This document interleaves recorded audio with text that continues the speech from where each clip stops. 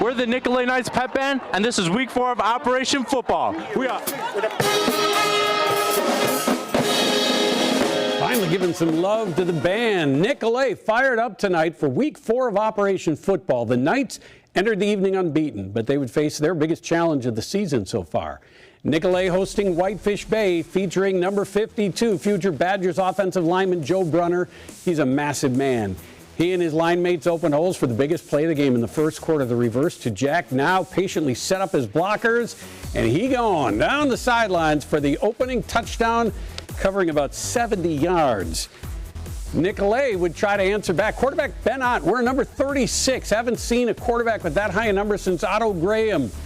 Ott's pass picked off by Nick Lewis, returned it deep in the Knights' territory. They weren't able to cash it in for points after a bad snap on a field goal try.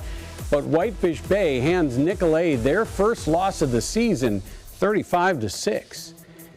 Now, like Nicolet, West Allis Hale was out to prove they are a contender tonight as they hosted unbeaten Brookfield East.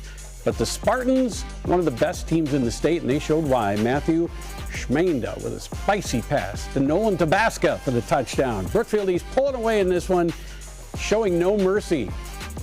Schmeinda going to the air again to the corner of the end zone for Michael Franken. The Spartans continue to roll. They defeat West Allis Hale 62-22.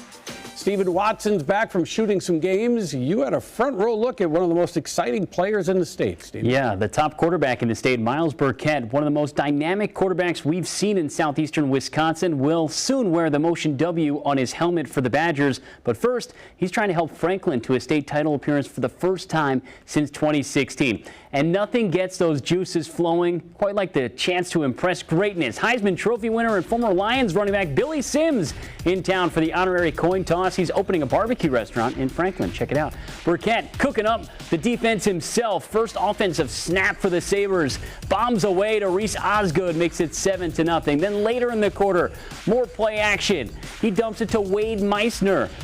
Was reservations for 6, taking the scenic route to the end zone, sheds that tackler in for the score. Burkett looking the same way on the third possession of the game for the Sabres. 3 drives, 3 touchdowns for the future Badger on Wisconsin. Miles Franklin wins 62-6 to stay undefeated on this season.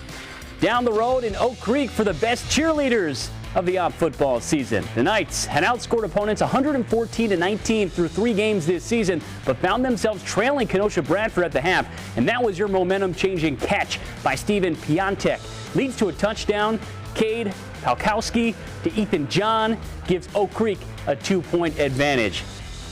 They add to it late in the third. The handoff going to Cole Rodriguez, who dances in from 5 yards out. The Knights also improving to 4-0. They hold on to beat the Red Devils 21-18.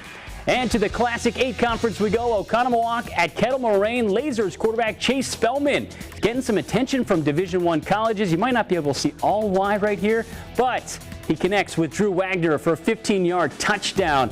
Oconomowoc answering back with a tying score. Quarterback Jack Hellman appears to get bottled up, almost slips, dives in for the 2-yard touchdown. However, Spellman runs for a pair of touchdowns in the third quarter. This one covering 15 yards. Kettle Moraine beats Oconomowoc 29-26. But there is a team who has not lost since 2017. Let's go back to Dan for the game of the night. Yes, it was a good one, Stephen. We saved the best for last tonight. Unbeaten Mukwonago and unbeaten Muskego, 2 of the top 5 teams in the state. The host Warriors brought in a 40-game unbeaten streak, and the difference was turnovers. The pass from Evan Herbig, tipped by a Muskego defender, then picked out of the air by Logan Lewan. He returned to 25 yards for the opening score. Down 14-0, Mukwonago hit a big play, but then turned it over again 2 plays later. Herbig lost the handle. Muskego recovered, leading to a field goal. Mukwonago finally got on the board in the third quarter. Somewhere you see it there. Herbig did Jake Timmers on the jet sweep for the touchdown. But Muskego, despite some mistakes, holds on to earn their 41st straight win, 20-14 over Mukwonago. They could be meeting again in the playoffs. They're both really good teams. An exciting game. All right. Thanks very much, Dan.